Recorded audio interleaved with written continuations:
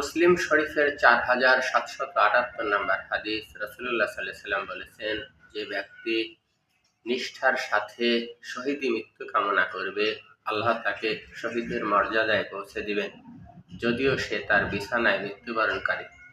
এই হাদিস হতে আমার আপনার শিক্ষা হলো, আমি আপনি যদি শহীদের মর্যাদা পেতে চাই, তাহলে আমাকে আপনাকে ইসলামের আইন দিন প্রতিষ্ঠার জন্যে কাজ করতে হবে। তাতে যদি আমার মৃত্যু হয়, অথবা দেশের সার্বভৌমত্ব রক্ষার জন্য আমি যদি কোনো যুদ্ধ জিহাদে অংশগ্রহণ করি, অথবা জনগণের কল্যাণের জন্য, জনস্বার্থে, জনগণের জন্য এমন কোনো কিছু বাস্তবায়ন করতে যাই, তাতেও যদি আমার মৃত্যু হয়, এটাই যদি হয় আমার একমাত্র উদ্দেশ্য, তবেই হয়তো শহীদের মর্যাদা পাওয়া যাবে। যদিও আমরা এখন যাকে তাকেই শহীদি শাহাদত বলে ঘোষণা করতেছি।